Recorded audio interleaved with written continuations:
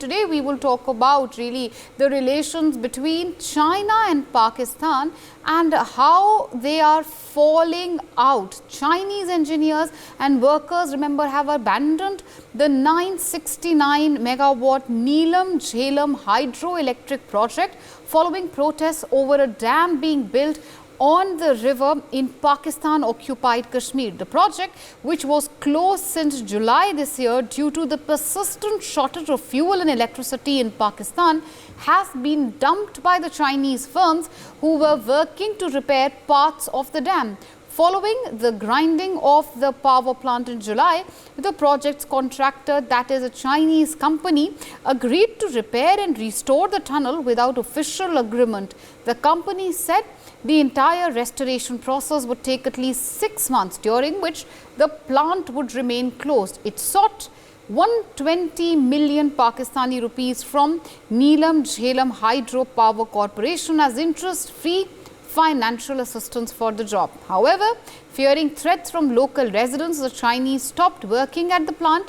Chinese companies said that the work had been halted after protests from locals and the employees not being protected by the Pakistan police. What does this mean for the future of Chinese projects in Pakistan, which continue to suffer from political instability as well as devastating floods? Let's open this up for discussion. Ambassador Suresh Goyal, former diplomat, with us. Major General P.K. Sehgal, global and strategic defense expert, with us. Arvind Singh Tejawat, international affairs expert, with us. Joyita Basu, editor of the Sunday Guardian, also live with us. I'd like to welcome all of you, ladies and gentlemen, for joining us on this very special broadcast. Starting first with you, Ambassador Vora. What do you make, sir, of the latest developments, this fallout between China and Pakistan? Just a few years ago, they were calling each other as iron brothers. China, of course, had told Pakistan that they'd always have its back, but it's very clear. China always looks at its interests first. They've done the same in Pakistan. Pakistan is already suffering from political instability and also massive flooding. Really, given the backdrop, of the upheaval in Pakistan, what do you see next for these Chinese projects in our neighboring country, and also why it should matter to any of us here in India, sir? Thank you very much, Meenakshi, and for having me on the panel. And thank you very much, and good evening to all the viewers here. Meenakshi, I can see that there is a sense of kind of, I told you so, a kind of anticipation in how you're describing, or how the reports which I've seen describe what is happening at the Neelum-Jhelum project. Personally speaking, I would be very happy if the project is abandoned. And the project is facing difficulties, there is no doubt about this. But we have also seen in the past, and it is not a question of this relationship. I think basically we need to see that China wants Pakistan as an economic colony, so that China can use Pakistan to have access into the Arabian Sea and to our west. That is the ultimate objective, and in that objective, these things will happen because the projects which have been launched are not well thought, either technically or financially or in terms of the usage. But those projects have been helpful in making Pakistan into a debt trap and turning Pakistan into a colony. That objective remains. And therefore, what I would feel is that even though nothing would make me feel happier personally to see the project go, but given the final objective of China, these kind of difficulties would come up, but they would find a way to still go ahead and keep Pakistan under their control, come what may. I see Pakistan going the same route as Sri Lanka has gone, where Sri Lanka cannot escape the clutches, despite all the possible efforts. Pakistan realizes it, but Pakistan also hates India. And there is another factor in case of Pakistan, unlike in Sri Lanka. Sri Lanka is opposed to India, but Sri Lanka does not hate India, Pakistan hates India. And therefore, Pakistan also used Chinese in its objectives against India. China also used Pakistan to get entry into the Arabian Sea. That is the ultimate part of the BRI. And therefore, given this larger objective, I have a sense whatever we may want to believe in, these temporary difficulties, even if they last 1 year, 2 years, they will be resolved. And therefore, we need to wait for more signs for Pakistan-China differences to come up before we can really rejoice. Thank you very much, Meenakshi. Well, Ambassador Goyal, you've raised some very, very significant points, and let's just take them forward. With our other guest, Major General P.K. Sehgal also with us. Major General Sehgal, how do you view what Ambassador Suresh Goyal just had to say? End of the day, would you agree that Pakistan is almost becoming or has already become a colony of China? End of the day, when it comes to China, the ultimate goal is expansionism, be it any country. And do you think that Pakistan could also go the Sri Lanka way? We already know that it's at the brink of bankruptcy. It needs, of course, international aid, and floods on top of course, these abandoned Chinese projects have completely devastated the country. You made some very interesting points. Firstly, China is already a client state of, Pakistan is already a client of China. And China, under no circumstances, will let that clientship disappear.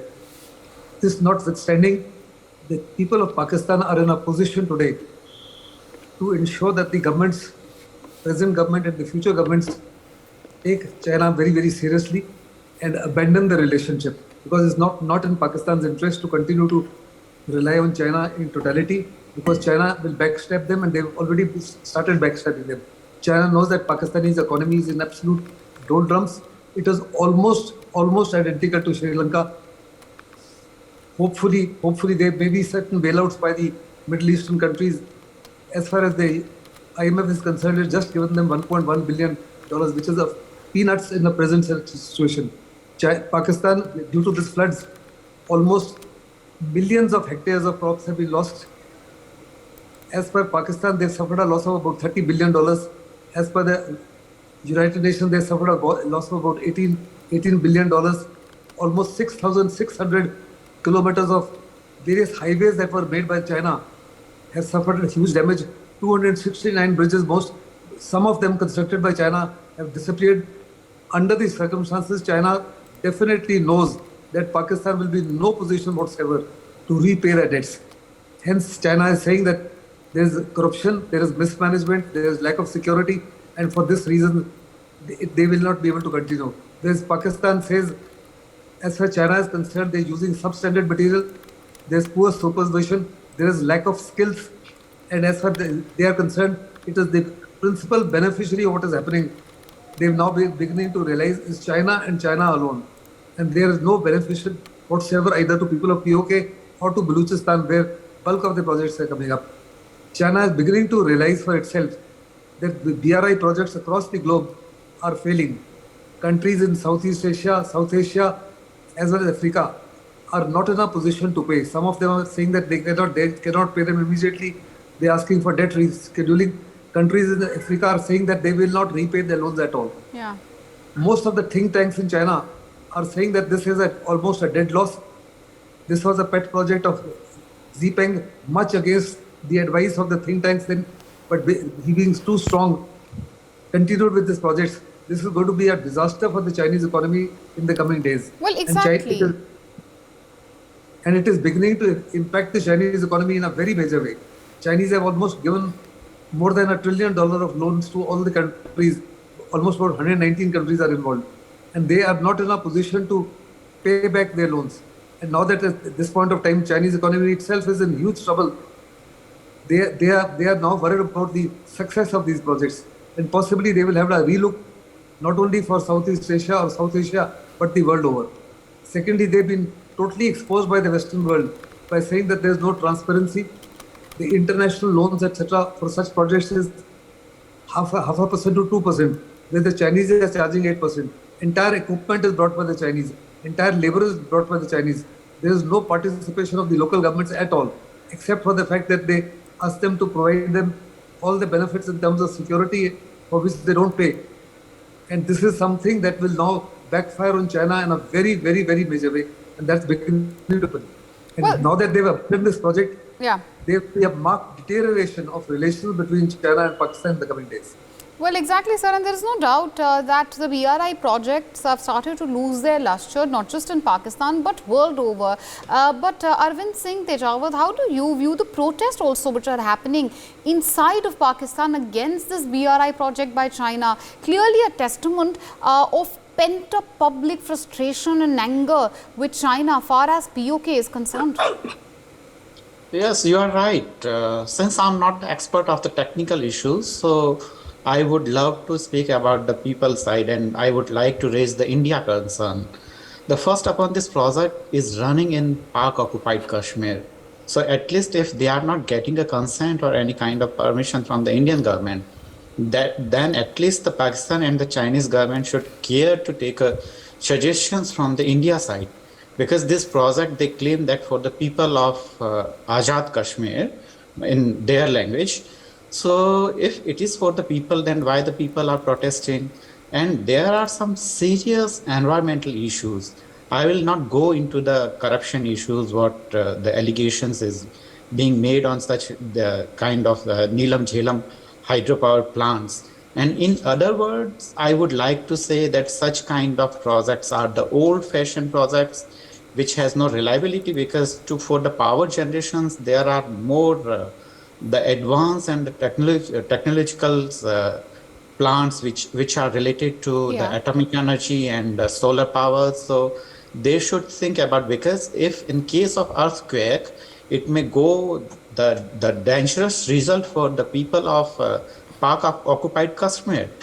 So the people must, and the people who is making policy decisions over there must think about those issues, I suppose. And I think it's a very significant point also. You have reiterated many times about the POK region, which is also very, very significant. End of the day, this is Pakistan-occupied Kashmir to begin with. India has raised time and again the fact that this project to begin with is illegal, and now we are seeing a backlash by the people as well. Very, very obvious that the people of Pakistan-occupied Kashmir to begin with had rejected China, and that's one of the reasons why this project has bombed and failed altogether. It is not, it is rejection of China, apart from the sovereignty issue, of course. It's basically these projects are not generating any local jobs. These projects are not bringing any local prosperity for the local people. What exactly is the financial situation of Pakistan right now? I mean, it's in dire straits. It's surviving on handouts. It's surviving on loans and bailouts. That is how it is. So the thing is, then look at the way inflation has been going up. Their foreign reserves are drying up. Their financial, even if you remember, I think last year only there was a star among the public in, say, for example, in Gilgit-Baltistan region as well, because I think the price of flour had gone up to something like rupees 500 a kg, which would be like 1 kg. I think in our terms at that point of time, it would have been 250 rupees a kilo in our rupees. So people are not, at a time when people are not being able to afford bread, you know, their 4 square meal, they are not being able to afford that. This food stuff is dried up. And this obviously, and they are not getting any jobs because the Chinese are getting their own people for in terms of construction and all. And these people, from whatever reports we have been getting, they are trying to lord over the local people. They are behaving like colonizers. So as a result of which there is a lot of unhappiness on the ground. So they're bound to be, you know, protests are bound to happen there. Even otherwise in a region like POK, I mean, it is so underdeveloped because you see Pakistan over the years, over the decades has not spent any money in these regions. Apparently, even Jammu and Kashmir compared, which is not perhaps as developed as the rest of India, even Jammu and Kashmir is far, far better than the way POK is. Oh, so you see, so the whole point is that when you keep on feeding, you talk about religion and you talk about Kashmir, I mean, it doesn't feed the people. Okay, and then they see their jobs, you know, there is no prospect, their land is being taken away. So there is bound to be a reaction, and that is what the reaction is happening now. Well, absolutely. And Ambassador Suresh Goyal, what do you think, sir, as a former diplomat, the options in front of India are? India, of course, had time and again lashed out at Pakistan. Far as this project in POK is concerned, we've seen multiple protests by the people, and now China has also abandoned Pakistan. Clearly, time for India to highlight how Pakistan, to begin with, has completely mismanaged the POK region and completely ignored fervent calls from India as far as these projects are concerned. Because when we speak of POK, the last thing India will tolerate is Pakistan allowing a BRI project and something which we believe is our territory.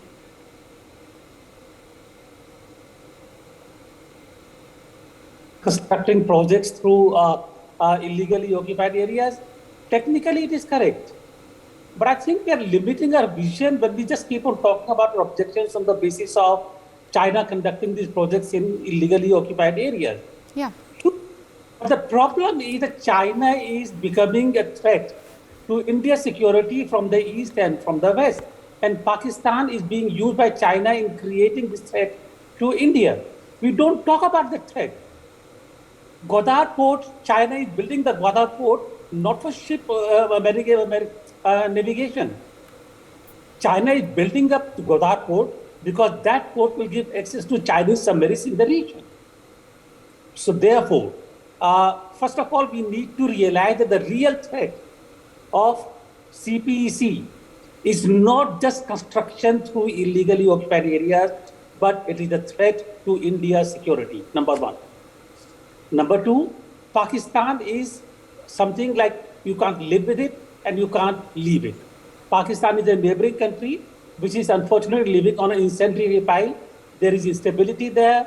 There are people who are unhappy. There is terrorism. Economy is going down. Natural disasters, and Pakistan is not able to cope with it. Pakistan is getting some money from the IMF and some other friendly countries, but whether that will be enough or not, I don't know.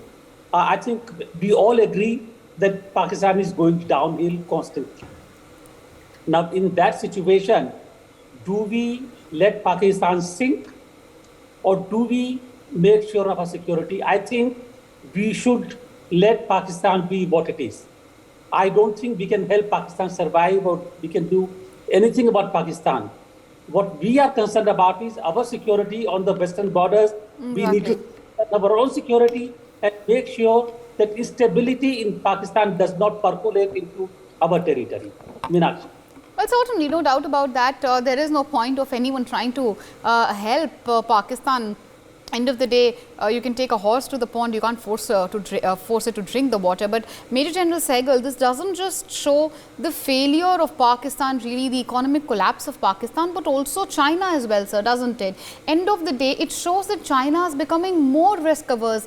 You had mentioned about how BRI projects are failing world over. This is another testament really of the same, clearly showing how China's economy is also under major stress. That's perhaps why they had to abandon this so-called project, which they had, of course, started with a lot of pomp and show, far as their bonhomie or so-called friendship with Pakistan is concerned. Very interesting question or very interesting observation. Hypothetically, if Xi Jinping's re-election was not to be done this year, and it was in October next year, I could guarantee that he will not be re-elected. The economy is sinking absolutely because of a pandemic. Secondly, disruption of supply chains and alternative supply chains now being created. Then companies shifting, moving out of China. Then China's zero COVID policy and lockdowns again and again and again. People of China are themselves now beginning to suffer massively. Their real estate is absolutely collapsing and failing. And the Chinese are beginning to realize that this was the biggest disaster which has been sprung on China, this BRI and CPEC by Xi Jinping. There were lots and lots of cautionary statements made over the years, but all those who spoke about it or wrote about it were never heard again or were never allowed to speak again. The Chinese themselves have been brutally in dealing with their oligarchs who really made China's economy grow into a mega economy. And now China's economy is in very great troubles. And China, for that reason, is wanting to cut down its DRI thing.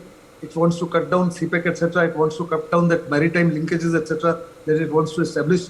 and now it wants to concentrate on somehow or the other consolidating its own economy. It's no longer in a position to bail out countries like Sri Lanka or Pakistan or for the matter of Bangladesh or Myanmar or Nepal, etc., and countries in South Africa.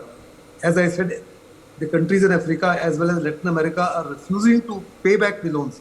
Not only they saying reschedule the loans, they say we don't have the money, we are not in a position to pay back the loans. As far as India is concerned, Pakistan is in absolute dire straits. Instability in our neighborhood would not be good for us. Indian government is realizing it, and we are offering help to the Pakistani people in terms. You see, what my worry is, with almost 1/3 of Pakistan having completely been denuded of its infrastructure, which has been absolutely wiped out, millions of hectares of crops having disappeared. Not only there is going to be huge amount of bhukmari there, there are going to be post this devastation, huge amount of diseases that will come up. And Pakistan don't have doctors, they don't have medicines, they don't have the food. And India has offered Pakistan help in this way.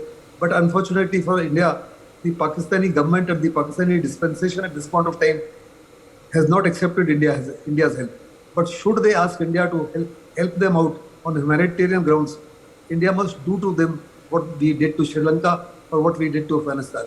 It will be in our interest to ensure that there is no major instability in our region, because instability in our region is bound to affect India as well. Well, absolutely, and Joy, that's a very valid concern, isn't it? At the end of the day, instability in Pakistan is the last thing which India also would want. It's bound to have an impact on India as well. But what do you do? As far as Pakistan is concerned, it's a country which is hell-bent on destroying itself. We all remember how Prime Minister Narendra Modi, of course, had just shown or shared a genuine concern far as Pakistan floods is concerned online on Twitter. But the reaction from Pakistan, their Prime Minister strangely started talking about Kashmir. It's very obvious that there's nothing India can do or just about anyone can do to save Pakistan. No, that is because you see the whole problem with Pakistan is that they have to sing the military's tune. So even if your people may be saying something else altogether, because frankly, if you're looking at the people, they do not have the time to spend here, thinking about Kashmir when, as I mentioned, when they do not get their 4 square meal a day.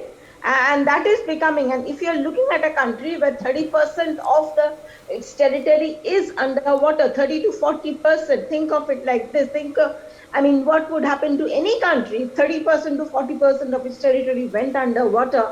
Think of at a time when their people are dying literally like flies. I'm very sorry to use the word, but that is what is exactly has been happening in Pakistan. People are not concerned about Kashmir, but then the Shehbaz Sharif has to keep the military happy, and military wants its pounds of flesh for everything, or rather it's the military that is pulling the strings.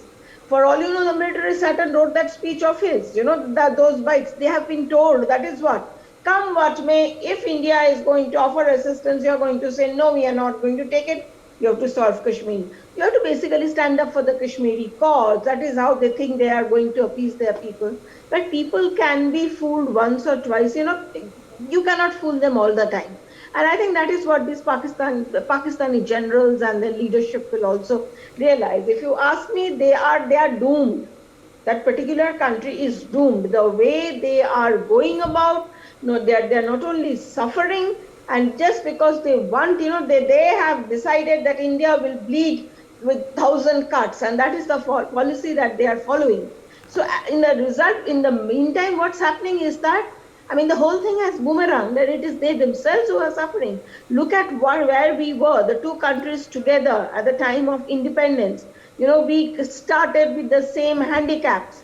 We started with the same economic, geopolitical environment, and look at what Pakistan is today, and look at where we are today.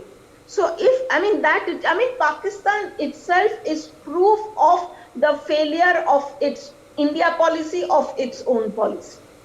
Pakistan's very existence tells the story of failure, but they will never learn.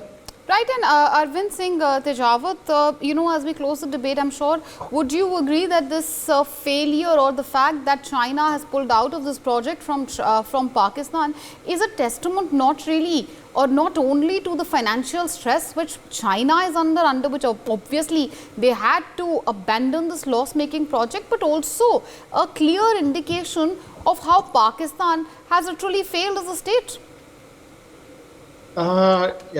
It's a very serious comment, but I'm partially agreed with the other panelists, and I would love to say that I'm agree with Goel Saab that the Pakistan is on a way to Sri Lanka if he will continue to run project along with the China, because as the Saigal Saab said that the China is not a reliable partner. Yeah. If the Pakistan could rely on India and Indian companies, then probably the result could be a different. Now the water tunnel is having a lots of crack, and there is a serious threat to the local people.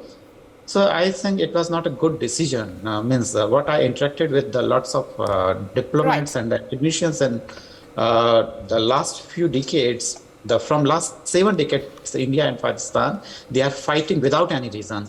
So now I think that both the countries should move forward and go for the joint projects. They should not rely on China.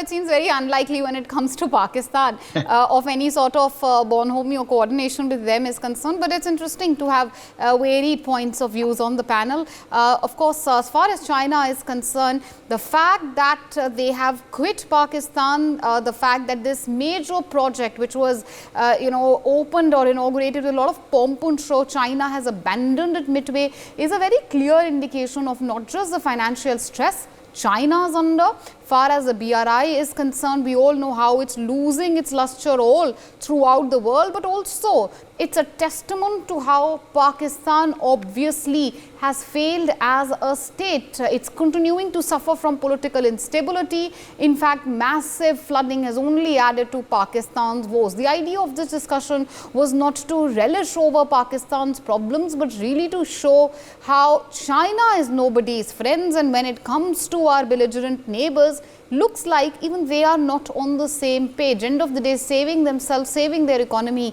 the biggest need of the hour for anyone. Far as POK is concerned, there were multiple threats from locals. The fact that China has pulled out only goes on to show what India had said time and again, that people in the POK to begin with did not want a project like this to take place. All right, on that note, of course, I'd like to thank all the experts who joined us on this extremely riveting discussion. For more such videos, subscribe to the NewsX YouTube channel, hit the bell icon.